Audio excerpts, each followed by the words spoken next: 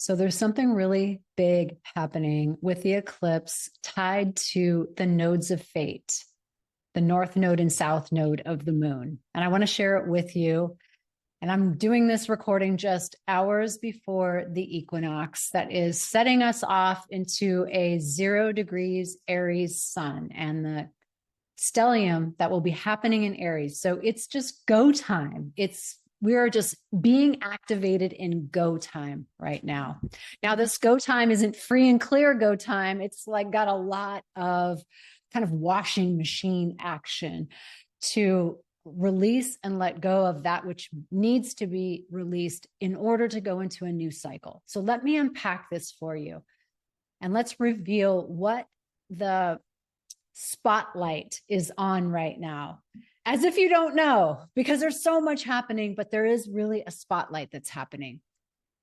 So I've done another video on the nodes of the moon, the north node in Aries, south node in Libra. And this is where the collective consciousness, our collective future destiny is pointing toward Aries and our collective karma in Libra. Now, there's a lot to say about that. It's huge. It's actually activating us in a new cycle of the way we are in relationship, the way we are to ourselves and the way we are in relationship.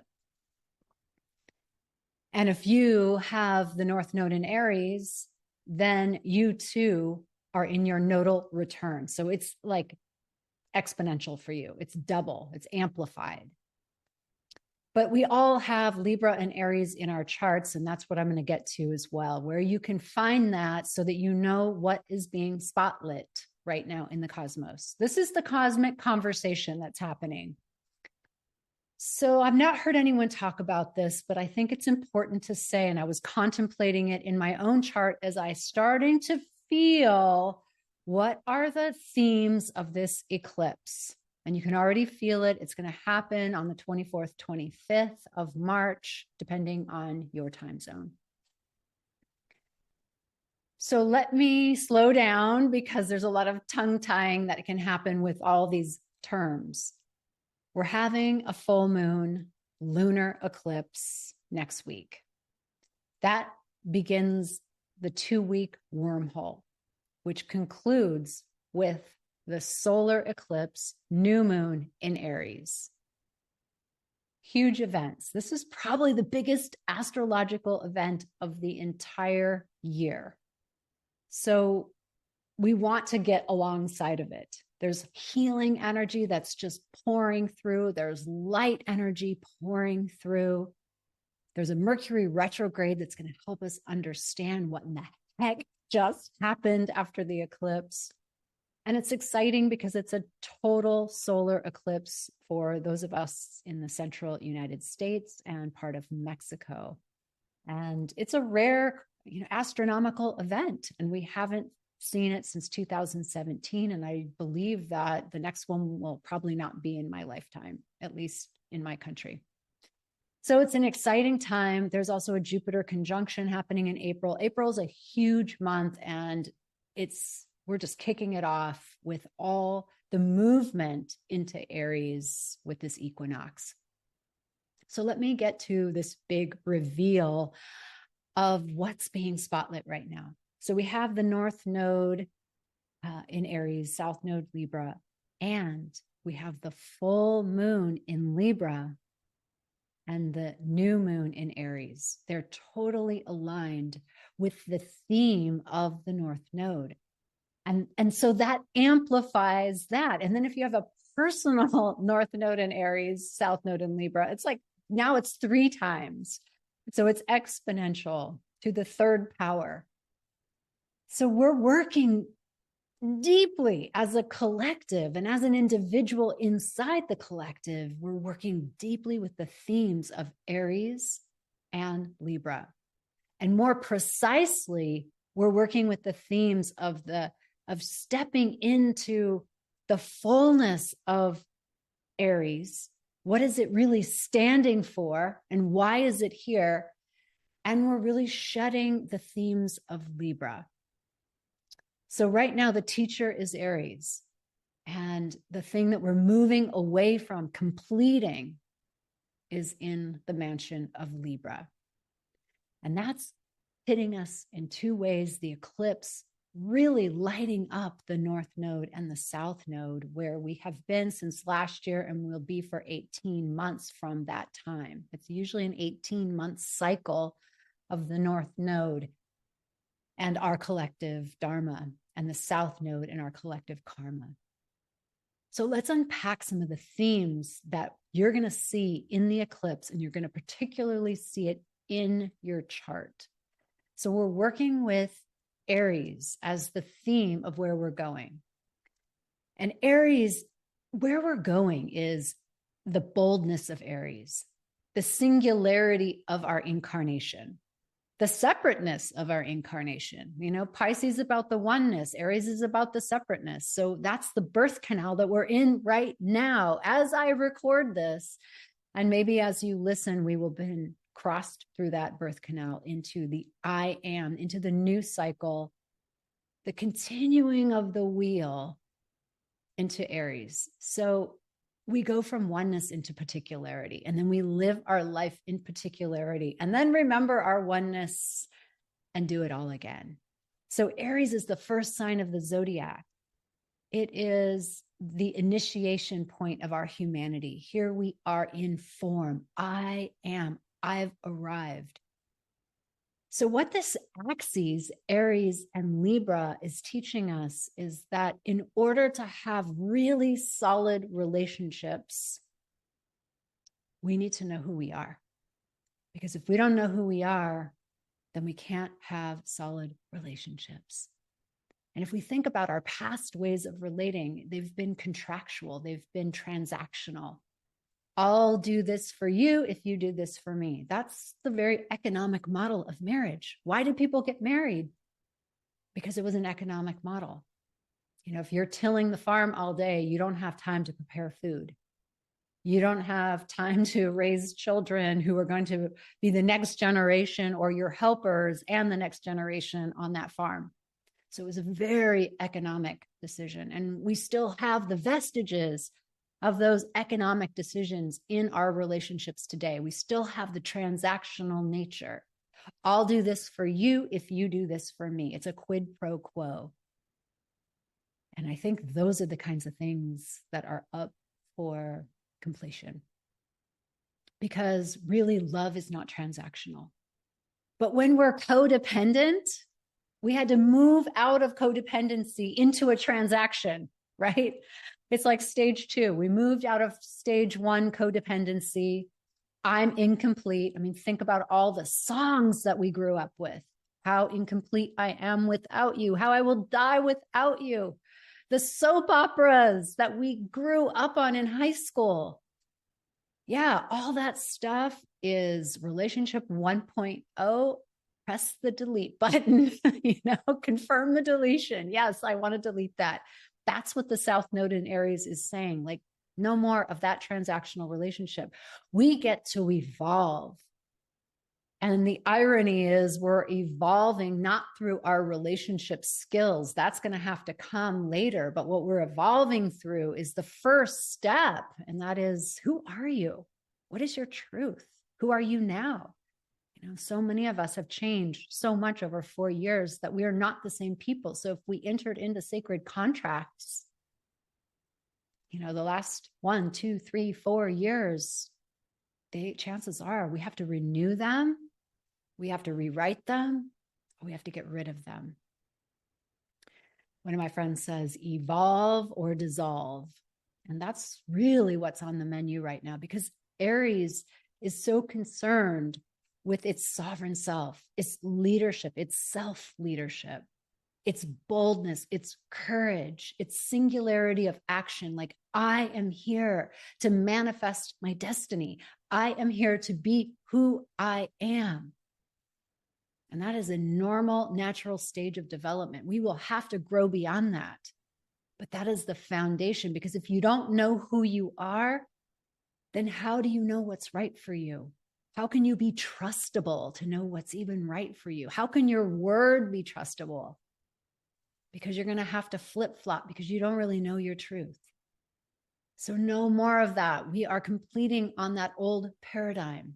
You think about the relationships of the past, the way that we gave our soul mission up, or we gave ourselves up, or we gave parts of ourselves up. I know a lot of mystical women who are with men who are still behind, and they're still in the scientific materialistic point of view, and they have lost their sense of the sacred or of God or of mysticism, of something of the mystery bigger than them. And so these women have dimmed their light. And perhaps that goes men and women the opposite as well. But in my world, I know a lot of women who have done that. And this is the time where women are like, no, you know what? No, I'm not putting up with that anymore. I can't. It's killing my soul. My mystical part of me is dying. And I won't have that happen anymore. Because how can I expect the whole world to shift if I'm not willing to shift? That understanding and awareness is coming to the forefront. And enter the full moon in Libra. Lunar eclipse. It's having a conversation with the South Node. So it's a South Node lunar eclipse. And that's great because that's what full moons are. They're the letting go release mechanism. And that's what the South Node is. What are we complete on? What are we releasing? So this whole wormhole, and remember now, a wormhole is not just a reboot. It is a reboot, and it's also a portal into a whole new dimensional reality. So if the reason why I'm even telling you this is because if you get alongside of this, you can transport yourself to a whole new dimensional reality. And that's what's super exciting about the power of an eclipse. It doesn't have to just take you down because it does require something. It will take, but its give back will be huge. And especially if you align with it, then you get to transport yourself into a whole new reality, a whole new timeline. Like, what if you can hop timelines? Because the truth is we have free will. While life is patterned, it is not determined. I don't believe it's fixed. I believe we have free will. A portion of it is free will. And so when we align our will with divine will, with the forces that are in the cosmos, then we actually get traction in a way that we might not otherwise. And that's my big context of why I'm sharing this and why we're doing this. And why has astrology just blown up? Because it's giving us this context that helps us regain our power. And that's really an Aries theme. The other Aries theme is purpose, because we're here to be sovereign selves on purpose, in our purpose. And I just recorded a spiritual practice that will help you use the medicine wheel, the circle, the cycles to get on your purpose and source universal energy. So I'll put the link to that whenever it's ready so you can get that for the eclipse. I really wanted to make that for the eclipse. It's such a beautiful and short practice. So let's continue on our theme. So we know we're in a wormhole. So just imagine, boom, the full moon initiates us into the release mechanism. It's going to be a lot of releasing. So let's practice the gratitude of everything that got us here. We don't need to, malign the past. It was what it was, and everything was perfect to get you here now, and you are at choice. So let's remember that as we tumble in the washing machine of the eclipse and things just get jumbled and maybe things are not going to be fully clear. That's what the Mercury retrograde is for. So 2 weeks of that. Then we go into an incredibly transformative time. And I get chills talking about it because we've got the solar eclipse, new moon in Aries. This is really the beginning point, except that we're still in Mercury retrograde. But it's the beginning. It's like, okay, I took you through major change. And now the new moon is having a conversation with the Aries North Node. So double Aries here, having a conversation saying, okay, are we ready to initiate Are we ready to reboot? Are we ready to step into the new cycle, bringing through a new way of relating to each other, a new way from our power, from our boldness of why we're here, from our purpose? Are we ready? And if you don't know what your purpose is, take this as a call to action that you are now on the spiritual path. That's what initiates you. That seeking comes through. I want to know, why am I here? You are part of the great mystery. And so your life is to develop the context that aligns with your body, that it feels true, that you can live out. And it's someday before we die, we hopefully give up all that context and we know ourselves as something way beyond that. But this is the cycle of our heroes, Shiro's journey. So back to that conversation where we have the new moon solar eclipse having the conversation with the nodes of fate, the North Node, and they're ready to catapult us. It's super huge. They're ready to reboot. They've got Chiron, the wounded healer, in there. And Chiron's just like, yeah, let me heal the places that were broken, the places that are holes in your auric field where you feel less than, where you have had to outsource your agency to others in order to feel like you are accepted and whole. No, Aries is reclaiming. It's reclaiming. I am who I am. And yeah, you might be rough around the edges and life will smooth you out for sure, because you will be tested. But at the same time, it loves you. Life loves you and life loves us. And this is our opportunity to reboot into a new humanity. Enough of the old contracts that have got us to a place of killing Earth, killing each other, and killing our soul.